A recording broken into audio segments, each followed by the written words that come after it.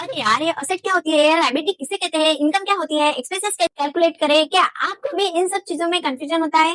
तो स्टूडेंट, ये वीडियो सिर्फ और सिर्फ आपके लिए है। आज के इस वीडियो में हम देखेंगे कि अकाउंटिंग टर्मिनोलॉजीज क्या होती है और इसके क्या इंपॉर्टेंस है। हेलो स्टूडेंट, स्वागत है आपका नोटू कॉमर्स में। स्टूडेंट, एक बात मैं आपको बता दूं कि ये जो पूरी प्रोफेशनल नॉलेज की सीरीज आपके लिए फ्री ऑफ कॉस्ट है, तो जल्दी से चैनल को सब्सक्राइब कर ले ताकि आने वाली हर वीडियो सबसे पहले आप तक पहुंचे। चलिए देखेंगे आज का हमारा टॉपिक, जिसका नाम है बेसिक अकाउंटिंग कंसेप्ट, यानी कि कुछ ऐसे अकाउंटिंग कंसेप्ट जिसके बिना अकाउंटिंग करना इम्पॉसिबल है। चलिए देखेंगे और कौन कौन सी है। तो पहले हमें देखना है कि ट्रांजैक्शन क्या होता है, नरेशन किसे कहा जाता है, एंट्री क्या होती है, असेट क्या है, लायबिलिटीज क्या है, इनकम किसे कहा जाता है, और मेनी मोर अकाउंटिंग कंसेप्ट, और बहुत से अकाउंटिंग कंसेप्ट हमें आज इसमें सीखने हैं। चलिए जल्दी से स्टार्ट करेंगे हमारा पहला टॉपिक, जो कि है ट्रांजैक्शन। ट्रांजैक्शन यानी क्या होता है, अगर आप किसी भी प्रोडक्ट को या फिर किसी भी सर्विस को एक्सचेंज करते हैं पैसों के लिए किसी भी चीज को या फिर किसी भी प्रोडक्ट को या फिर किसी भी सर्विस को एक्सचेंज करना, इसे कहते हैं हम ट्रांजैक्शन। ट्रांजैक्शन दो टाइप के होते हैं, पहला हो जाता है मॉनिटरी ट्रांजैक्शन और दूसरा हो जाता है हमारा नॉन मॉनिटरी ट्रांजैक्शन। अभी मॉनिटरी जो ट्रांजैक्शन है उसमें दो टाइप पड़ते हैं, पहला कैश ट्रांजैक्शन, दूसरा क्रेडिट ट्रांजैक्शन। और नॉन मॉनिटरी का एक टाइप है जो कि है बार्टर सिस्टम। अभी ये सब कुछ क्या है हम देखने वाले हैं आज। Transaction, exchange of goods and services between two person और पार्टीज फॉर मनी और money's worth is known as transaction. अगर हम पैसों के लिए किसी पार्टीज को या फिर किसी इंडिविजुअल को गुड्स या फिर सर्विसेज एक्सचेंज कर रहे हैं तो उन्हें हम ट्रांजैक्शन कहेंगे। ट्रांजैक्शन के दो टाइप है, मॉनिटरी ट्रांजैक्शन और नॉन मॉनिटरी ट्रांजैक्शन। अभी ये मॉनिटरी ट्रांजैक्शन और नॉन मॉनिटरी ट्रांजैक्शन होते क्या है? तो स्टूडेंट, कोई भी ट्रांजैक्शन जिसमें जो ट्रांजैक्शन सीधा सीधा या फिर डायरेक्टली या फिर इनडायरेक्टली जिसका रिलेशन पैसों से होता है उसे हम मॉनिटरी ट्रांजैक्शन करते हैं। यानी कि अगर आप किसी शॉप में गए और आपने कुछ खरीदा और शॉपकीपर को पैसे दिए तो ये हो गया आपका मॉनिटरी ट्रांजैक्शन। और अगर आपने कुछ खरीद के शॉपकीपर को कहा कि पैसे मैं कुछ दिनों बाद दूंगा तो ये भी आपके लिए मॉनिटरी ट्रांजैक्शन हो जाता है, क्योंकि कुछ दिनों बाद क्यों ना हो लेकिन आपको पैसे तो देने पड़ेंगे।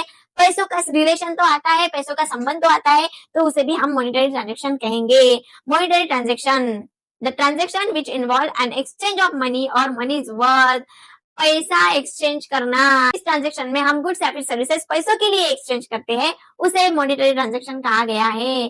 फिर वो डायरेक्टली हो या फिर indirectly, it's called as monetary transaction. इसे क्या कहा गया है? मॉनिटरी ट्रांजैक्शन कहा गया है। Only monetary transaction are recorded in books of account. और अकाउंट के बुक में हम कौन से ट्रांजैक्शन रिकॉर्ड करेंगे? सिर्फ मॉनिटरी ट्रांजैक्शन रिकॉर्ड करेंगे। हमने लास्ट लेक्चर में बुक कीपिंग भी देखा है और अकाउंटिंग भी देखा है, और वो दोनों टॉपिक में मैंने आपको बताया है कि बुक कीपिंग हो या फिर अकाउंटिंग, आपको ट्रांजैक्शन वही रिकॉर्ड करने हैं जिसका संबंध, जिसका रिलेशन पैसों से हो।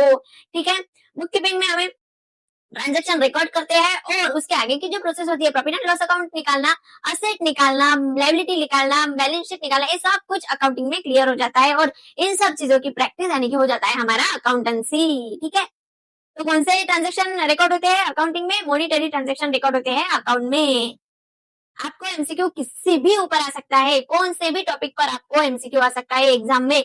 हर एक टॉपिक को अच्छे से पढ़ना है, रटना नहीं है, सिर्फ हमें याद रखना है। टेक्निक होती है याद रखने की। नॉन मॉनिटरी ट्रांजैक्शन क्या होते हैं? तो ऐसे ट्रांजैक्शन जिसका दूर दूर तक पैसों से कोई संबंध नहीं होता, जो ऐसे ट्रांजैक्शन जो पैसों के लिए बने ही नहीं है, उसे हम नॉन मॉनिटरी ट्रांजैक्शन कहते हैं। तो क्या आज हम नॉन मॉनिटरी ट्रांजैक्शन सिस्टम चलाते हैं? नहीं, आज हम मॉनिटरी सिस्टम चलाते हैं। इसीलिए कहा गया है सिर्फ मॉनिटरी ट्रांजैक्शन ही अकाउंट में रिकॉर्ड होते हैं, नॉन मॉनिटरी ट्रांजैक्शन अकाउंट में रिकॉर्ड नहीं होते। नॉन मॉनिटरी ट्रांजैक्शन पहले के टाइम होते थे जहाँ पे पैसा नहीं होता था, इसलिए पैसों का इन्वेंशन ही नहीं हुआ था, इसीलिए वहां पे नॉन मॉनिटरी ट्रांजैक्शन हुआ करते थे। लेकिन आज सब कुछ पैसों से चलता है, इसीलिए सिर्फ मॉनिटरी ट्रांजैक्शन ही अकाउंट में रिकॉर्ड होते हैं। The transaction which does not involve an exchange of money or money's worth directly और indirectly are called non monetary transaction.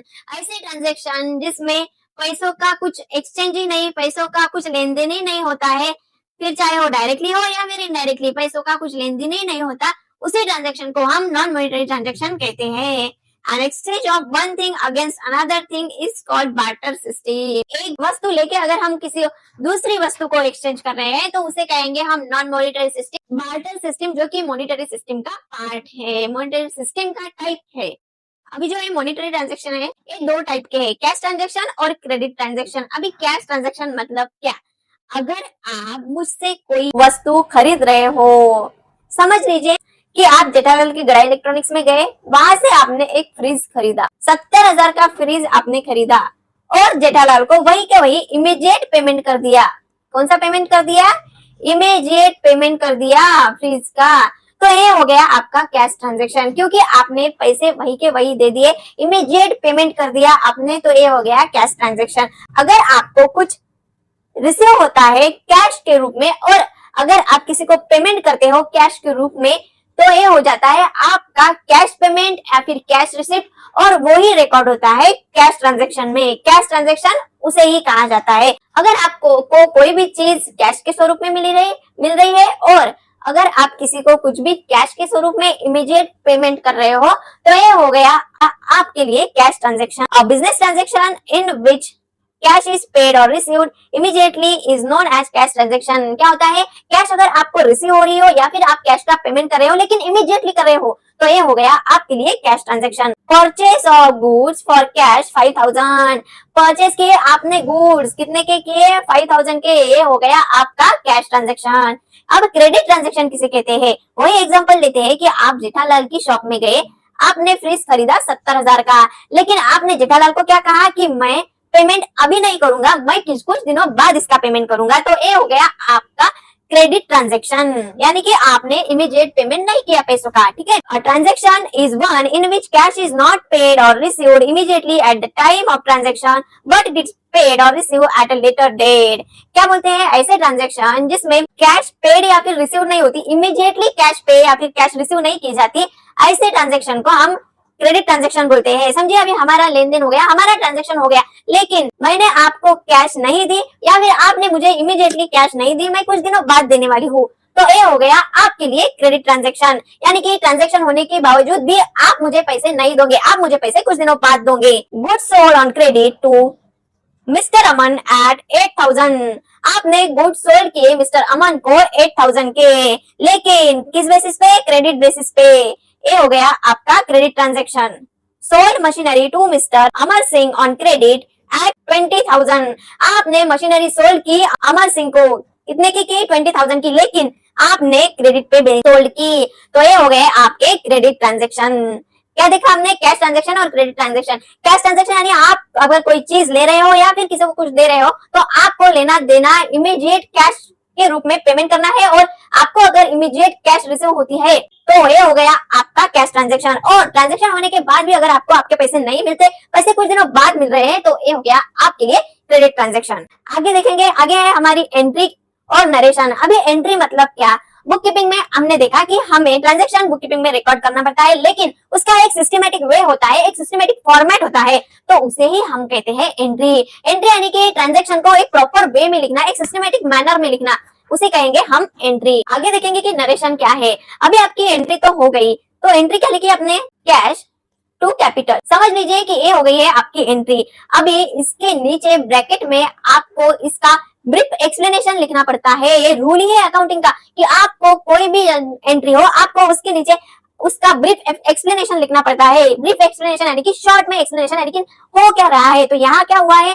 Cash to capital, यानी कि हमारे बिजनेस में कैपिटल आया है कैश के स्वरूप में, तो बीइंग कैपिटल रिसीव्ड, यानी कि कैपिटल हमें रिसीव्ड हुआ है। कैपिटल कौन? मतलब क्या? जब बिजनेस का ओनर अगर बिजनेस में कुछ पैसे इन्वेस्ट कर रहा है तो उसे हम कैपिटल कहते हैं। बीइंग कैपिटल रिसीव, ये हो गया आपका नरेशन। यानी कि एंट्री के बाद अगर आप कुछ ब्रीफ एक्सप्लेनेशन करते हो, कुछ शॉर्ट एक्सप्लेनेशन करते हो, तो उसे हम कहेंगे नरेशन।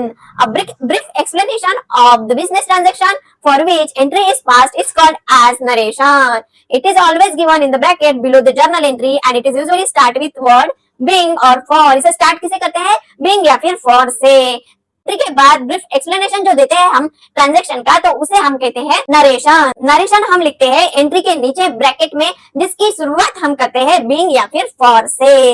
आपको क्वेश्चन आ सकता है नरेशन पे कि नरेशन लिखते समय नरेशन की शुरुआत हम किससे करते हैं, तो आपको अच्छे से याद रखना है कि नरेशन लिखते समय हम नरेशन की शुरुआत करते हैं बीइंग या फिर फॉर से। ये आ गए हमारे गुड्स। अभी हम गुड्स किसी को कहेंगे?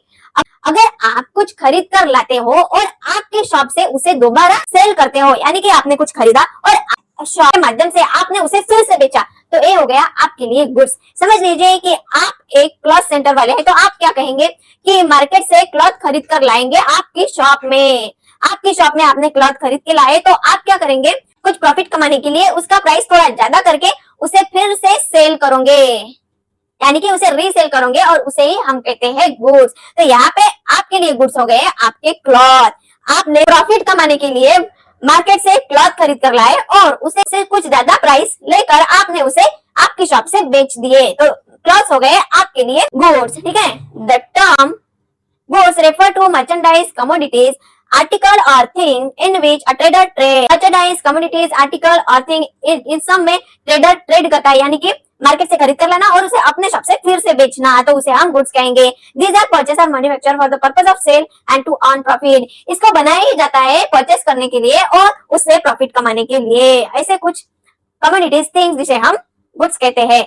Medicine are goods for chemist.